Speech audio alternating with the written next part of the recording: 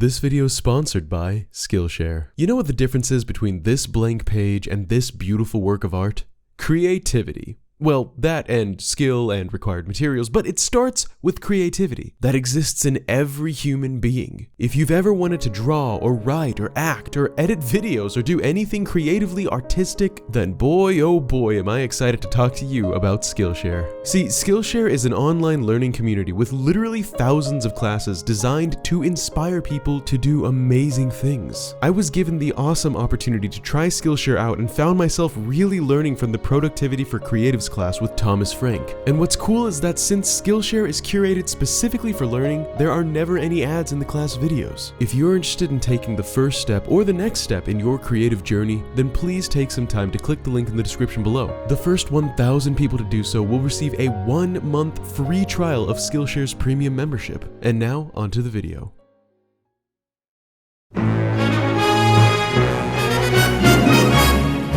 Hey everyone, Bandit here. As a lot of you already know, the widely anticipated September Direct was released to us just a couple days ago. And I say a lot of you, not all, because statistically speaking, there are still a lot of people out there who have still not seen the Nintendo Direct, if you look at the views on the watch page. Weird. But anyway, this Direct pretty much smashed through everybody's expectations for not only the content that it talked about, but it was also scripted and paced and executed very well, even for Nintendo standards. Here are 10 reasons why I personally feel like this was one of the best Nintendo Directs ever. 1. The Direct was packed with announcements with very little downtime in between their bigger titles. If you've seen my reaction video, you know that I was constantly checking my watch going, okay, it's only been 10 minutes, 15 minutes, 20 minutes, but in a good way, because I really liked everything that I was seeing, and I couldn't believe that there was that much time left, because knowing Nintendo, they leave their big stuff for the end, kind of like a Marvel movie. All in all, I never felt like I wanted to skip over segments, even when they were going over the indie titles. Even those were interesting. There was plenty to read and react to. 2, they opened up the Direct with Monster Hunter Rise Sunbreak. Now, for longtime fans of the Monster Hunter series,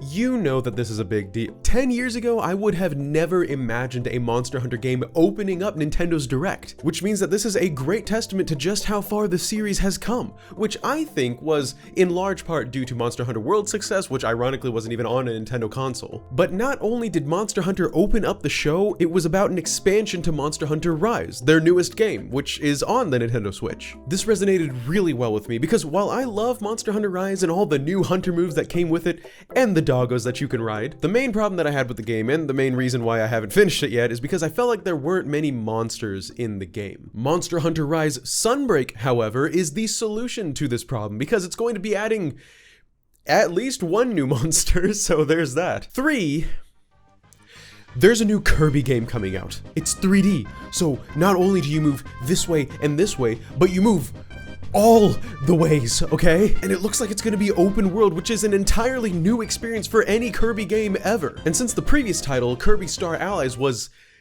okay, Kirby and the Forgotten Land is looking very welcome and very intriguing so far. If anything, just for all the new theory material.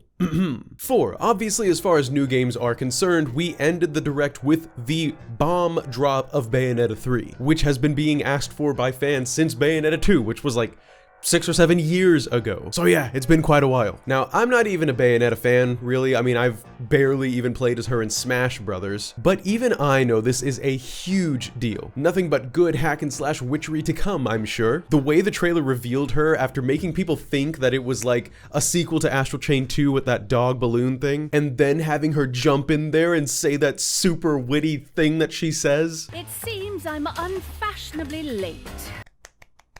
Bravo, Nintendo. Bravo. 5. The Nintendo 64 is coming to the Switch Online services. Now, I know that this being a good thing is debatable. I mean, on pretty much any social media platform that you go on, YouTube, Twitter, whatever, fans are pretty divided on this subject. On the one hand, you have fans that are excited to replay and relive these old classics again on a new home console experience without having to bother with the old consoles or emulators or anything like that. But on the other hand, you have the fans that are actually quite livid about the entire affair, for several reasons, such as 1, that Nintendo would wait to release this until just now, or 2, that Nintendo would charge us extra for it, or 3, that other fans are excited about it, because re-releasing old content is bad, right? Now, on that note, I'm not going to comment on Nintendo's business practices, because, listen, businesses are gonna business, okay? And drama and debating over it is just exhausting and, quite frankly, not what I do here. So I'm not gonna make a statement on it. But what I will say is this: if you don't want to support it, don't buy it. But don't stomp on people who are excited for it. Let people be happy about things. You don't know everyone's story. You don't know how news is going to impact every other person. You don't know what they've experienced. Everyone is entitled to their own opinions, and everybody having different opinions is what makes variety in life, and variety is the spice of life, and spice is nice. You're welcome. The reason why I think this is a good thing, personally, is because there are so many Nintendo fans out there who have not experienced the classics.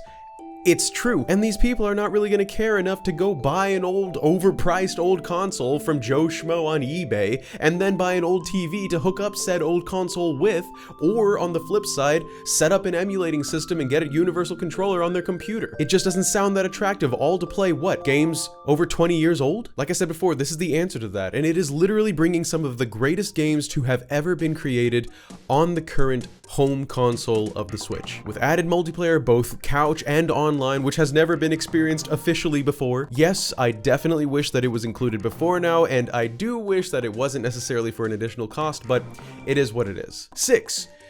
Ditto to everything I just said, but for the Sega Genesis, which I'm pretty sure nobody was expecting to come to the Switch. Listen, with this edition, in addition to the Nintendo 64 Online, you do realize now that your Switch is going to be the one-stop shop where you can switch from playing Super Metroid to the original Super Mario Brothers, to Super Mario 64, to Ocarina of Time, to freaking the original Metroid, to Sonic the Hedgehog. All in one console, in one sitting, with optional multiplayer and instant save states all streamed from the cloud, so there's no download required. It's not wrong to be happy about this. Moving on though, number 7, Miyamoto popped up. Now for those of you who have seen Nintendo Directs in the past, which I'm assuming is all of you, you know that Miyamoto doesn't normally pop up unless it's like really, really big. Like the Super Mario movie, for instance. Now again, if you saw my reaction video, then you know that my initial reaction to the cast list was not exactly a good one, but since then I've had some time to think about it and laugh about it, and I've come to terms with it, and I've even developed somewhat of an excitement for the movie, if you will. Oh my. Anyway, the fact that Miyamoto popped up to reveal what they knew was going to be kind of a controversial point is very, very calculated and meticulous in my opinion. Because look, they knew that people were gonna watch that and be all like, what the frick, Nintendo? So they brought out Mr. Nintendo himself, a familiar, friendly face to help ease the pain and calm people down a little bit, as much as he could anyway. Also, his hair was freaking fabulous. 8. This Direct gave us a whole bunch to look forward to next month in October. So not only is Metroid Dread releasing next month, which we already knew about, but the Nintendo 64 and Sega Genesis services are coming online next month as well. In addition to that, we have the promise of a Sakurai Direct, where he's going to reveal the last Smash character, finally, which is definitely going to make everybody happy. And we have an Animal Crossing Direct coming next month, which is very welcome because for a lot of fans, we kind of forgot that the game exists. Or maybe that's just me. Maybe I'm the only one who forgot that it existed. I'm sorry, Tom. 9. The Legend of Zelda was covered in Hyrule Warriors. Now, I don't think anybody was really expecting for Breath of the Wild sequel to be covered in this specific direct, especially because just a few months ago, we had a brand new trailer dropped for Breath of the Wild 2, and we had the release of Skyward Sword HD, which were both pretty big, all things considered. But for the Zelda fans out there, we did have the familiar faces of Link, Zelda, the rest of the champions, and even a little screaming angry baby Sidon to gaze upon, since Age of Calamity is getting what looks to be a pretty big story expansion, complete with entire cutscenes featuring, I guess, the entire original voice cast. Even though we didn't have a specific Zelda section of the Direct, it was still really nice for it to not only be mentioned, but straight up covered, which is no doubt exciting for those who enjoy Hyrule Warriors gameplay. Finally, at number 10, Splatoon 3 had an incredible new trailer that showed off some new details for the game so far that has had fans just, I mean, it's been a smash hit. And I'm not really a Splatoon fan, by the way, that's not on purpose necessarily, I just haven't really gotten around to playing one of the games, but from what I can see from the outside looking in, if you will, Return of the Mammalians has gotten a lot of fan favorite characters and lore returning in the threequel, if you will. It's a big deal, trust me. If you need proof, just look at that video's comment section. And that's my list about the top 10 amazing things about this recent Direct. But what did you guys think? Was there something I missed or maybe misinterpreted? Let me know in the comments below. Also, humongous thanks to everybody for watching. If you would, leave a like on the video if you liked the video. Really helps with stuff like the algorithm. And subscribe to the channel if you haven't already for much more Nintendo stuff to come. And dear Bandit crew, I love you. Thank you all so much for going above and beyond in supporting the channel. And please say hello to the new face of KDB, who recently joined the ranks of my elite. If you're interested in doing the same, the join button is right below my face. Literally, it's right there. That's all I've got for this one, so as always, I hope you have a wonderful rest of your day. This is Masked Nintendo Bandit, looking forward to seeing you in the next one, and signing out. Peace!